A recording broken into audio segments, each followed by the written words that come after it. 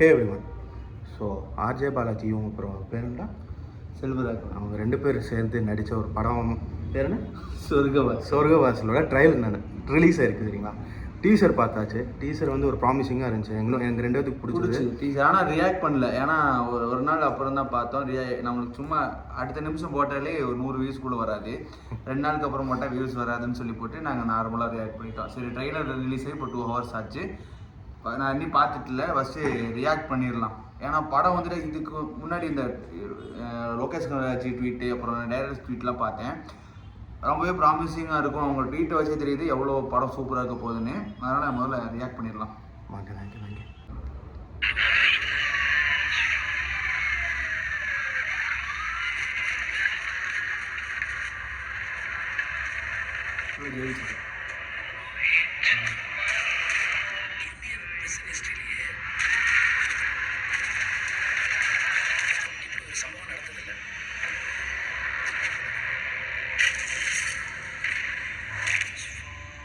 நரகத்தில் இருக்கிற எல்லார்கிட்டையும் சொர்க்கத்துக்கு ஒரு சாமி இருக்குன்னு சொன்னா அவங்க அதை கண்டுபிடிக்காமையா இருப்பாங்க.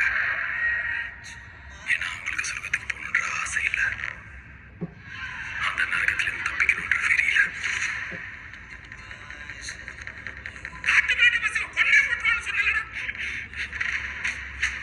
ஜெயில்னா போலீஸ் கண்ட்ரோல்ல தான் இருக்கணும். தனியா ஒரு சாம்ராஜ்யம் வச்சு நடத்தக்கூடாது.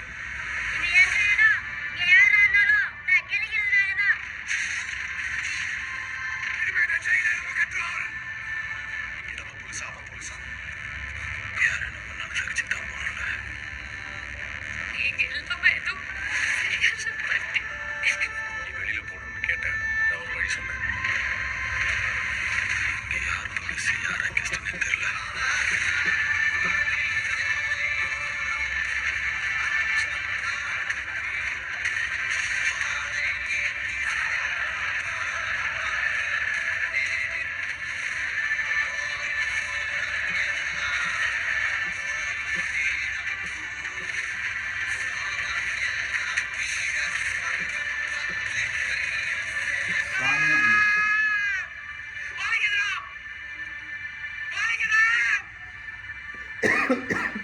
செம்மையாக நடிச்சிருக்கான்.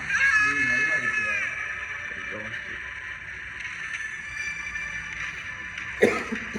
அப்படி ஒரு சாமி ஒருத்தங்கிட்ட கிடைச்சா அவன் அந்த கதவை திறந்துட்டு போக மாட்டான். அழைச்சிட்டு போவான்.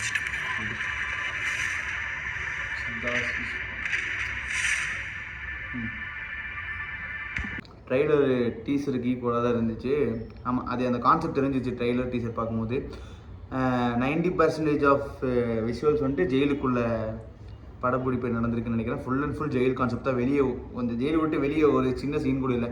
அது 2-3 சீன், இந்த ஹீரோயினோட 2-3 சீன்ஸ் இருந்துச்சு, அவ்வளோதான். இந்த ட்ரெய்லர் நம்ம பார்க்கும்போது வடச்சென்னை பார்த்துருக்கீங்க, வடச்சென்னை அப்புறம் அந்த வெற்றிமாறன் சார் அந்த ஜெயில் விசாரணை இந்த மாதிரி ஒரு ஃபீல் கொடுக்குது. எனக்கு தெரிஞ்சு போனால் ஒரு நல்ல பயங்கரமாக ஒரு மூவி பார்த்துட்டு தேட்டருக்கு வெளியெல்லாம் நினைக்கிறேன். ஆமாம், ஆர்ஜே பாலாஜி ரொம்ப உசுறு கொடுத்து நடிச்சிருக்காரு, பார்த்தாலே தெரியுது. அந்த நம்ம ஒரு ஆர்ஜே பாலாஜி அந்த ஒரு தாட் வரும்ல, அந்த தாட்டில் ஆர்ஜே பாலாஜி மாதிரியே இல்லை, ஆக்டர் பாலாஜி மாதிரி தான் தெரிஞ்சார். வெயிட் பண்ணுறேன். 29th release. கண்டிப்பாக ஃபஸ்ட் ஷோ போய் நான் பார்த்துட்டு ரிவ்யூ சொல்கிறேன். பார்ப்போம். சரி, இன்னொரு வீடியோ சந்திக்கிறேன். இல்லை, சப்ஸ்கிரைப் பண்ணிடுங்க. பாய்.